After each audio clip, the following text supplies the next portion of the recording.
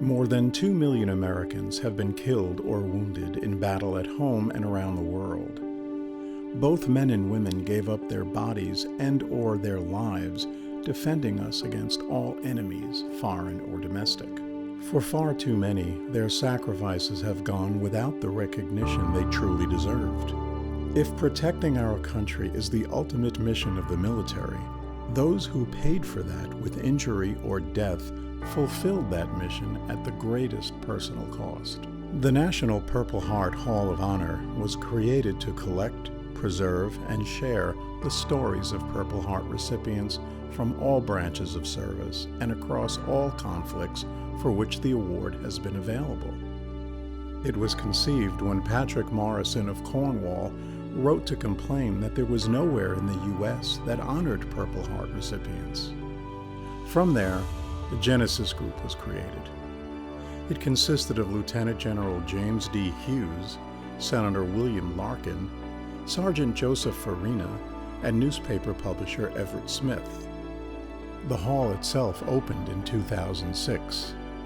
Earlier this summer, the Purple Heart Patriot Project, under the auspices of the National Purple Heart Honor Mission, held the first gathering of Purple Heart recipients from around the country at and around the Hall of Honor, West Point, Newburgh, and more.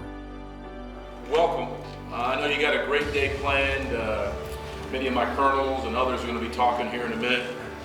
Here at West Point, we talk about living and leading honorably and demonstrate excellence every single day, and you all have done that on the field of battle. What we hoped would be accomplished from this mission for our Purple Heart veterans to see the Hall of Honor, to stand in it, to experience it, the emotion, the healing power. There's a bit of them, every single one of our Purple Heart recipients in that Hall of Honor.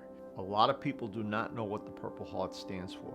A lot of people think it's just a medal that they give the guys who are dead.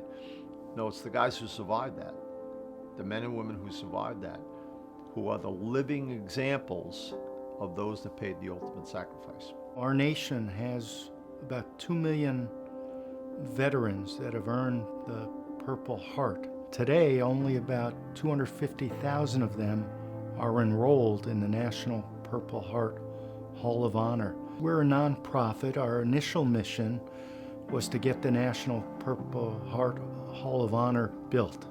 Now the second part of the mission is getting the word out to veterans around the country, family members of deceased Purple Heart recipients, to ensure that their rightful place in our country's history is forever maintained.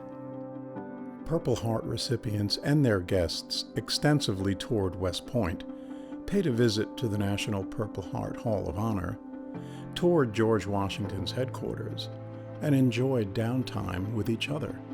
A lot of these Purple Heart recipients have never been to West Point. Some of them have never been to New York. So there is an absolute awe factor in just seeing the beautiful sight of the Hudson River, the mountains, and the architecture involved in the historic West Point. We've got Purple Heart recipients representing states throughout our union. So what we've got is the best of the best. Yeah, the Purple Heart group has given me the best honor that I have ever received in my life. Being here as a recipient and being chosen by the state of Georgia to represent them here is truly an honor, and I'm very privileged to be here.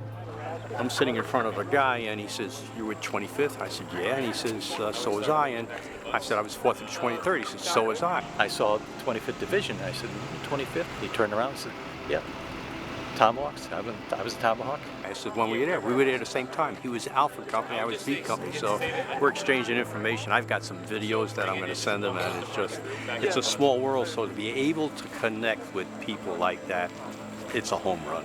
10 days apart. I got wounded first, and he got wounded. If I would have known, I would have warned him not to go back there. Beyond words. I mean, I'm floored. I'm in awe of this whole building and everything in it and the people.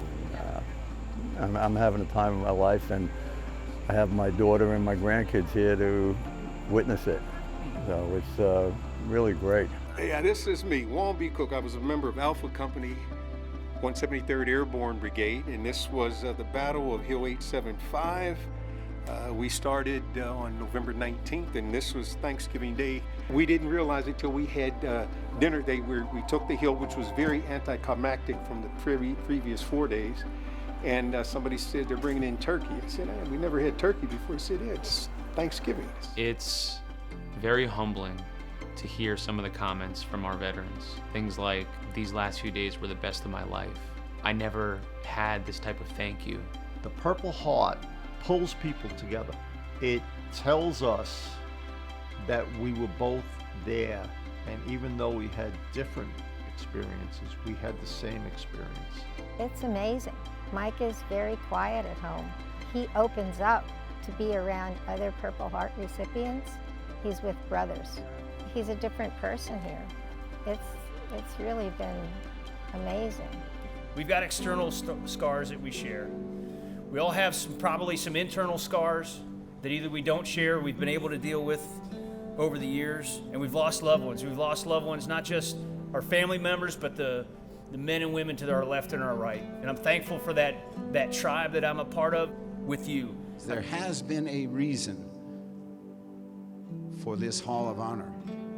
There had to be a reason. And I believe it was to be put here because you and you alone know what it's like to tell people thank you. We owe it to those who wear that uniform to be here when they get back. You want to know how to do it? Come right here to Newburgh and ask someone, they'll show you. Having someone like that look in my eyes and say, thank you for giving me what I've never gotten in all of my years of service, in all of my life, that's something that is immeasurable, not just to me, but our team that put this together. The people that have served, the people that have gone to war, didn't go to war because they loved war. They went because their country called upon them, and they went to do their duty. This is the inaugural mission number 1, but we hope to do this every year going forward, and we need support.